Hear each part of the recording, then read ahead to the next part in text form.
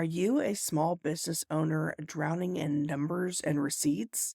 Meet Balance Buddies, my new bookkeeping service that takes the stress out of managing your finances so you can focus on growing your business. Hiring a bookkeeper isn't just about staying organized, it's about saving time, making smarter decisions, and even boosting profits.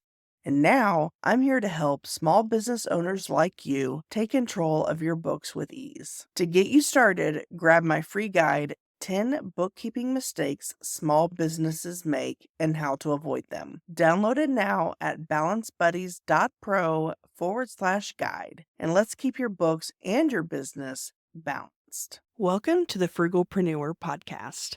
I am your host, Sarah St. John.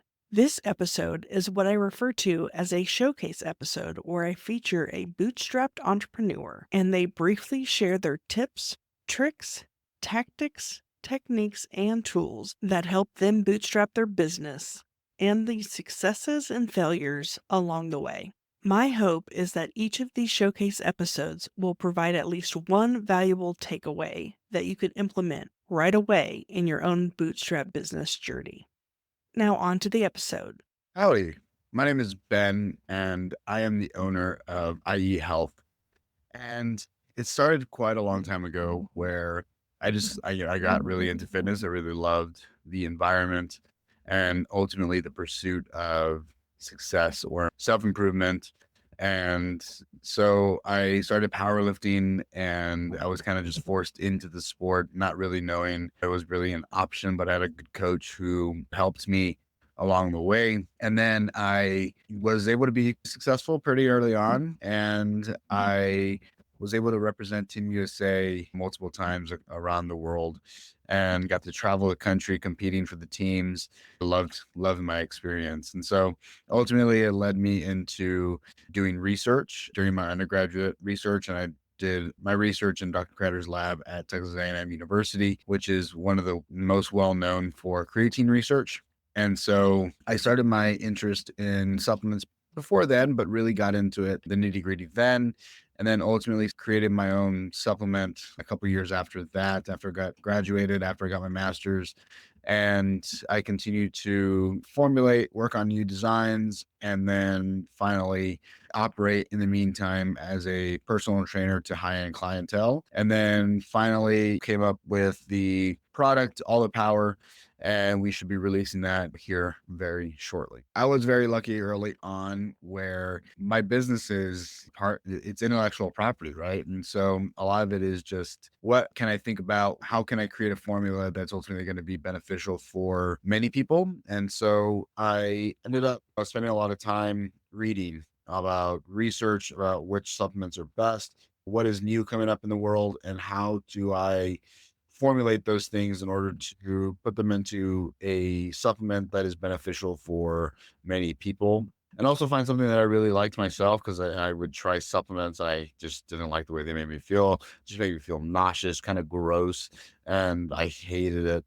And I really liked taking pre-workouts. And so I was kind of disappointed with the existence of, I don't know what they're putting in them now, but there's something about them that really made me feel uncomfortable. And so that's what I started to do. And then in the meantime, while I was working on that, I knew that I was already certified as a trainer. And so it's a skill set that I had. And so I started at a local gym and then got some clientele through there and then started to rent my own space and continue to operate under the IE Health umbrella.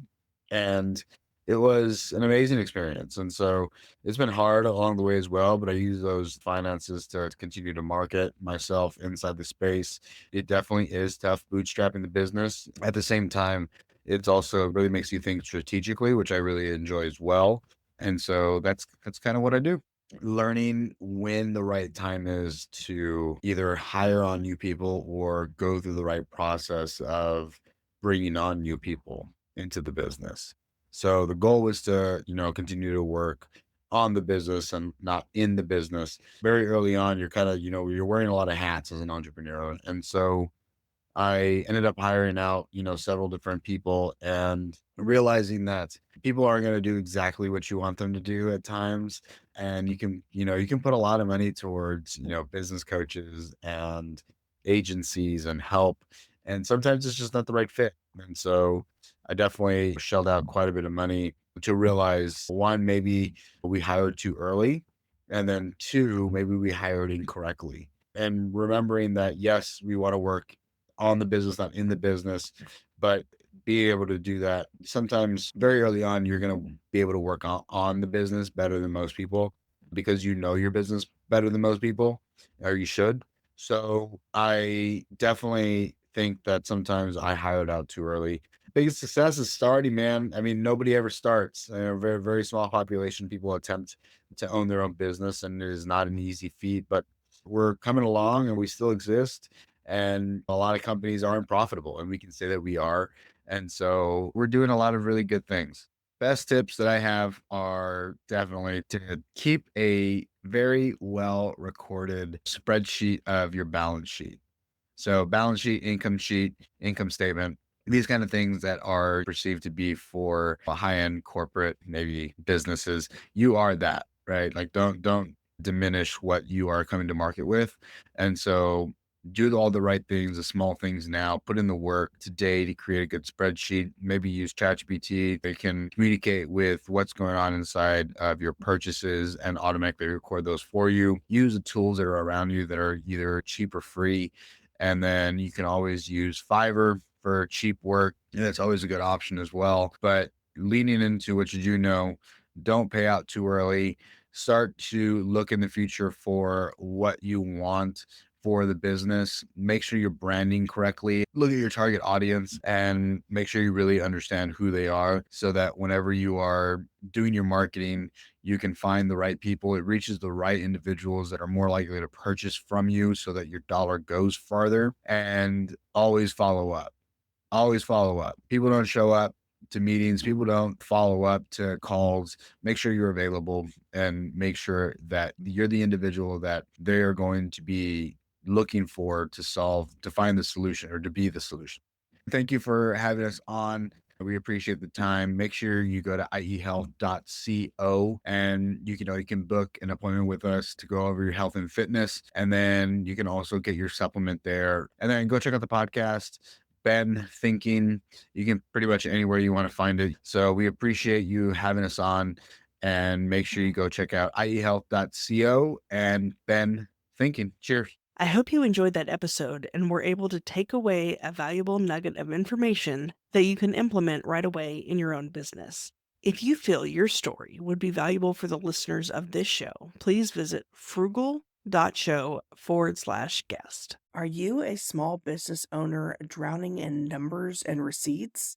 Meet Balance Buddies, my new bookkeeping service that takes the stress out of managing your finances so you can focus on growing your business. Hiring a bookkeeper isn't just about staying organized, it's about saving time, making smarter decisions, and even boosting profits. And now I'm here to help small business owners like you take control of your books with ease. To get you started, grab my free guide, 10 bookkeeping mistakes small businesses make and how to avoid them. Download it now at balancebuddies.pro/guide. And let's keep your books and your business balanced.